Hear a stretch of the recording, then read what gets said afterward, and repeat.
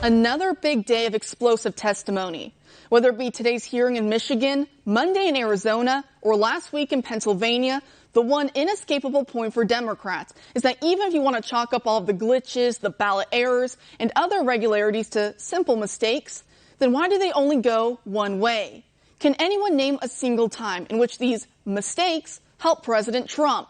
It's a simple question that has been raised time and again in the months since Election Day, without any good answers from Democrats. However, looking at records from the Federal Election Commission may explain at least part of the reason for this code of silence. What we find is that 95% of all political contributions made by employees at Dominion voting systems between 2014 and 2020 went for Democrats. It's the same story at Smartmatic. 86% of their employee contributions went to Democrat candidates, specifically to Joe Biden, Senator Elizabeth Warren, Pete Buttigieg, and even to Adam Schiff. Now, this comes despite Smartmatic's own website declaring, quote, Smartmatic's founders and employees adhere to a strict ethics code that, among other things, prohibits them from making political donations.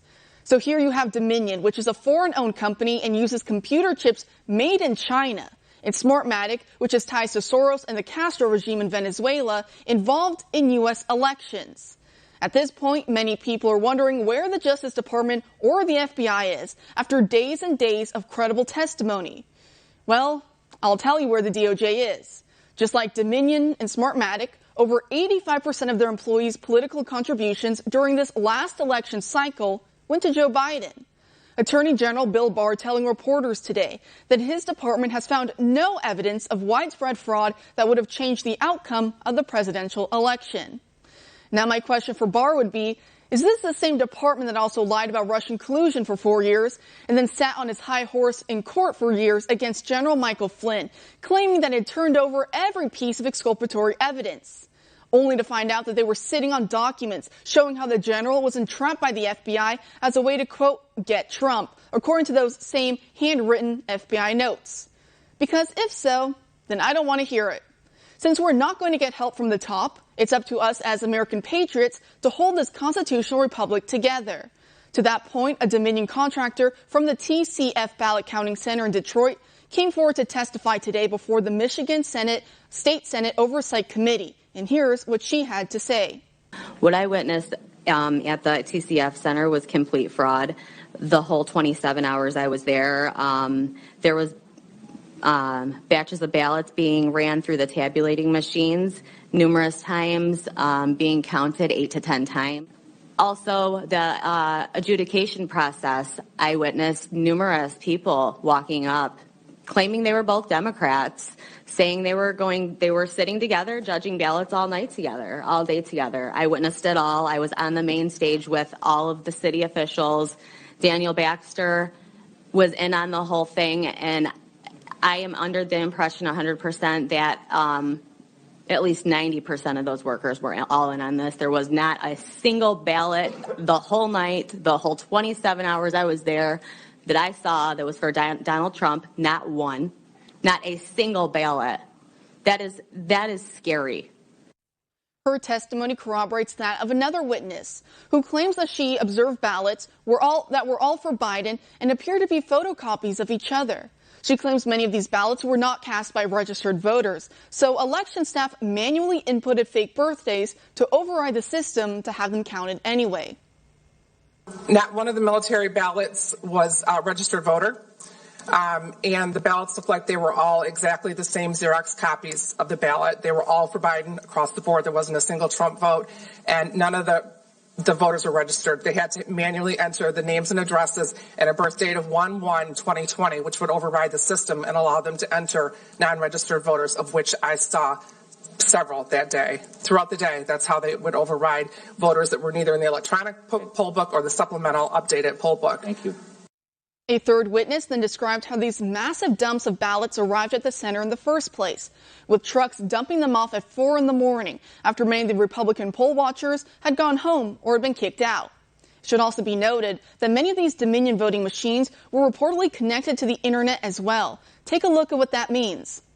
So two of the main observations that I witnessed at the TCF Center on both the 3rd and the 4th when I was there, when I got down there on the morning of the 4th, I went back for an additional day because I witnessed so many irregularities when I was there on Election Day on the 3rd.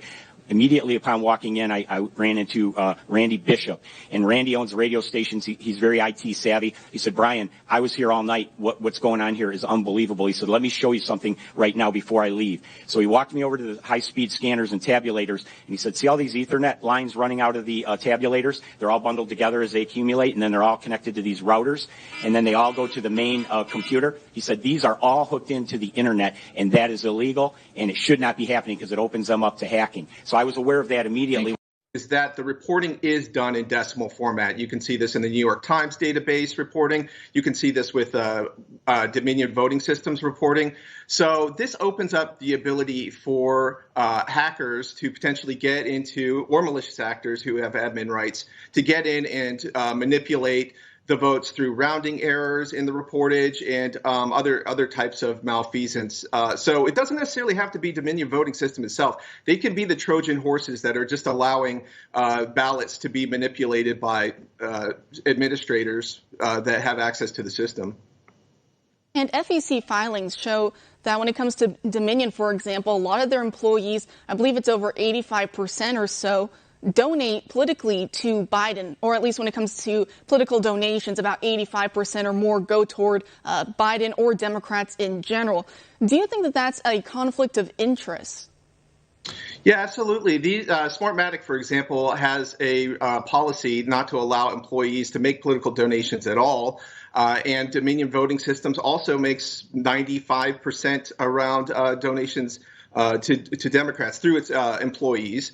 And so one thing that I would like to point out is that just simply in the United States government as a whole, this tracks very consistently with what we see with numerous bureaucracies, with unions. So it all seems to be a monolithic sort of block of united interests that is very concerning to me. So when you have voting systems that are engaging in, or at least have questionable security policies that allow Democrats to potentially breach our election security, and it's very opaque, and our voters have no way of tracking it, then we have to raise questions about if there's some sort of shared interest in all of these organizations and companies together, just as a block, trying to make sure that Democrats have some kind of unfair advantage. And we also heard from today in Michigan a woman who worked as a Dominion contractor on election night with the whole ballot counting process. And we heard from her, her testimony, and she claims that she saw some ballots were being recounted 8 to 10 times. What did you make of her testimony? Well, Melissa Caruso was actually very outgoing and passionate about what she saw. And she's not out by herself saying that ballots were rerun through the tabulators over and over again. Now, she says it was 8 to 10 times. That's really high. Obviously, it's very concerning. But just the fact that these vote dumps that have been coming in, Wayne County being one of them in the early mornings of, 140,000 with Trump voters getting almost nothing. This syncs with what they're saying about not seeing any Trump ballots. Like she said not one. But others have said, only saw 2, was another witness that said that. So these kind of rates just do not sync with the political landscape, even in inner cities where we saw with Trump, he had more minority support this election by 4 points for Latinos and also Black Americans. It's higher than it was. So these kind of rates are inordinately high and raise red flags.